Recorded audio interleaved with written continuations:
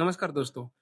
अगर आप घर बना रहे हो या फ्यूचर में होम कंस्ट्रक्शन का प्लान कर रहे हो, तो आज का वीडियो आपके लिए बहुत इंपॉर्टेंट होने वाला है।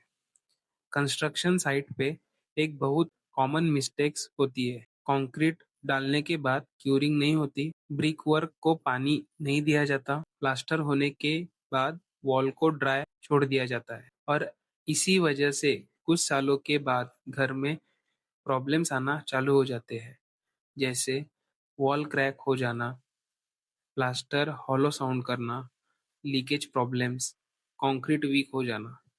सिंपल लैंग्वेज में बताऊं, अगर क्यूरिंग नहीं हुई तो कंस्ट्रक्शन की स्ट्रेंथ कॉम्प्रोमाइज हो जाती है। इसीलिए आज की वीडियो में मैं आपको एक्सप्लेन करूंगा कंक्रीट क्यूरिंग क्या होता है, ब्रिक वर्क क्यूरिंग के इम्पोर्टेंस क्या है, प्लास्टर क्यूरिंग कितने दिन तक होनी चाहिए, अगर क्यूरिंग नहीं हुई तो क्या डैमेजेस हो सकते हैं। अगर आप घर बना रहे हो या सिविल इंजीनियर हो तो ये वीडियो लास्ट तक ज़रूर देखिए। मैं आपको पूरा डिटेल में बताने वाला हूँ कि क्यूरिंग के इम्पोर्टेंस क्या होते हैं। अभी पार्ट वन में हम जानने वाले हैं कंक्रीट क्यूरिंग का इम्पोर्टेंस क्या होता है। सबसे पहले बात करते हैं कंक्रीट के क्यूरिंग के बारे में। जब हम कंक्रीट बनाते हैं उसमें मेन मटेरियल्स होता है cement, sand, aggregate and water. Cement और वाटर के बीच में एक केमिकल रिएक्शन होता है जिसे सिविल इंजीनियरिंग लैंग्वेज में हीट ऑफ हाइड्रेशन बोलते हैं। इस हाइड्रेशन प्रोसेस की वजह से कंक्रीट हार्ड होता है, स्ट्रेंथ डेवलप कर सकता है और ड्यूरेबिलिटी इंक्रीज होती है। लेकिन अगर कंक्रीट को प्रॉपर मॉइस्चर नहीं मिलता तो हाइड्रेशन प्रोसेस इनकम्प्लीट रह जाता है। इसका रिजल्ट क्या होता है?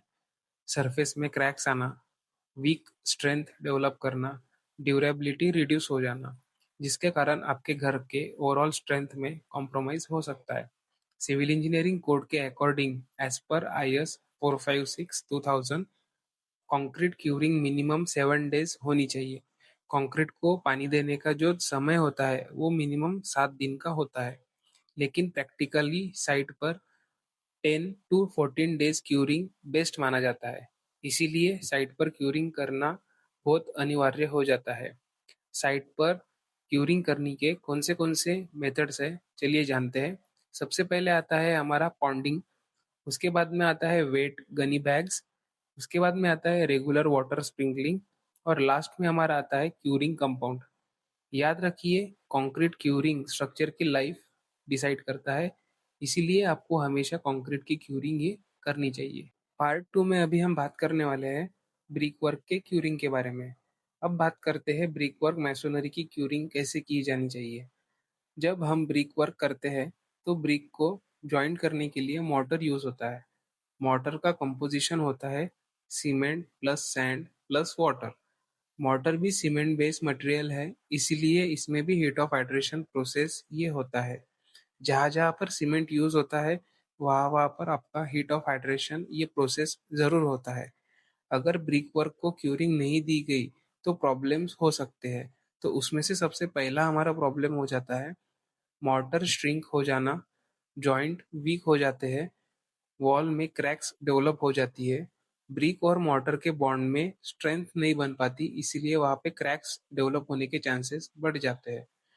बट ब्रिक वर्क के लिए जो IS कोड सिविल इंजीनियरिंग में दिया है वो हो जाता है हमारा 2212-1991। ब्रिक मैसोनरी क्यूरिंग 7 डेज तक होनी चाहिए। इससे आपके ब्रिक वर्क को अच्छी तरीके से स्ट्रेंथ आ जाती है। और एक इम्पॉर्टेंट पॉइंट जो साइट पर इग्नोर हो जाता है वो है ब्रिक लेइंग से पहले ब्रिक को वाटर में सोक करना चाहिए। दरअसल बहुत सारे लोग इसे भूल जाते हैं और सीधा ब्रिक को यूज करने लग जाते हैं, बाद में उसको वाटरिंग देते हैं। इससे क्या होता है, ब्रिक ड्राई रहती है और वो ब्रिक कंक्रीट में का या मॉर्टर में का पानी एब्जॉर्ब कर लेती है। इसके वजह से आपका कंक्रीट ड्राई हो जाता है या आपका मॉर्टर ड्राई हो जाता है। मॉर्टर का वाटर एब्जॉर्ब कर लेती है और मॉर्टर वीक हो जाता है। इसीलिए आपको ब्रिक को वाटर में भिगो के रखना चाहिए इस्तेमाल करने से पहले। अभी हम पार्ट नंबर 3 में बात करने वाले हैं प्लास्टर के क्यूरिंग के बारे में। बहुत लोग ये सोचते हैं प्लास्टर हो गया मतलब काम खत्म हो गया, लेकिन प्लास्टर के बाद भी क्यूरिंग बहुत ज़रूरी हो जाती है। अगर प्लास्टर को क्यूरिंग नहीं दी गई तो फ्यूचर में प्रॉब्लम्स हो सकते हैं, जिसमें सबसे पहला प्रॉब्लम हो जाता है हमारा प्लास्टर को क्रैक हो जाना। उसके बाद में आता है प्लास्टर डिबॉन्डिंग। ब्रिक वर्क से प्लास्टर अपना बॉन्ड छोड़ देती है, इसीलिए उसे प्लास्टर डिबॉन्डिंग कहते हैं। और ये सबसे ज़्यादा क्यूरिंग ना होने के कारण ये प्रॉब्लम होता है। उसके बाद में आपका वाटर लीकेज होना स्टार्ट हो जाता है। क्यूरिंग से क्या बेनिफिट मिलते हैं, आइए जानते हैं। सीमेंट हाइड्रेशन कंप्लीट हो जाता है, श्रिंकेज क्रैक्स रिड्यूस हो जाते हैं, सरफेस स्ट्रेंथ इंप्रूव हो जाती है, प्लास्टर लॉन्ग लास्टिंग हो जाता है। As per civil engineering IS code 1661 के हिसाब से प्लास्टर को मिनिमम 7 डेज ऑफ क्यूरिंग ये होना चाहिए। हॉट क्लाइमेट में आप 7 से लेकर 10 दिन तक भी आप आपके प्लास्टर को क्यूरिंग दे सकते हो। प्लास्टर को क्यूर करने का कौन से बेस्ट मेथड है और कौन से बेस्ट टाइमिंग है, चलिए जानते हैं। मॉर्निंग में आप पानी दे सकते हो प्लास्टर को, इवनिंग में एक बार आपको पानी देना है। और ट्राई करिए कि वॉल को कंटिन्यूअसली आप गीला रखो यानी मॉइस्ट रखो। पार्ट नंबर 4 में हम बात करने वाले हैं, अगर क्यूरिंग इग्नोर की गई तो क्या प्रॉब्लम्स हो सकते हैं। तो सबसे पहला हमारा प्रॉब्लम आ जाता है स्ट्रक्चरल क्रैक्स। उसके बाद में हमारा प्रॉब्लम आ जाता है प्लास्टर पीलिंग। उसके बाद थर्ड नंबर का प्रॉब्लम हो जाता है वाटर लीकेज। फोर्थ नंबर के प्रॉब्लम में हो जाता है डैम्पनेस। फिफ्थ नंबर के प्रॉब्लम में हो जाता है बिल्डिंग की ड्यूरेबिलिटी कम हो जाती है। ये पूरे पाँचों के पाँचों डिसएडवांटेजेस है आपके क्यूरिंग के, अगर आपने उसे सही तरीके से नहीं किया तो। और ये आपका ओवरऑल घर का स्ट्रेंथ और आपके ओवरऑल घर की लाइफ ये रिड्यूस कर देते हैं। जो घर आपका 50 साल टिकने वाला था, वो अभी आपका घर 10 साल भी अच्छी तरीके से नहीं टिक पाता, अगर आपने क्यूरिंग उसे नहीं किया है तो।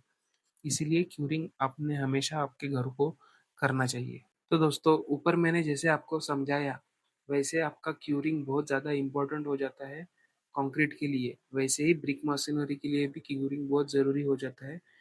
प्लास्टर को प्रॉपर उसके दिन के हिसाब से क्यूरिंग करना बहुत इम्पोर्टेंस है। क्यूरिंग इग्नोर करने से क्या क्या प्रॉब्लम होते हैं, ये मैंने सब कुछ आपको ऊपर बता ही दिए है।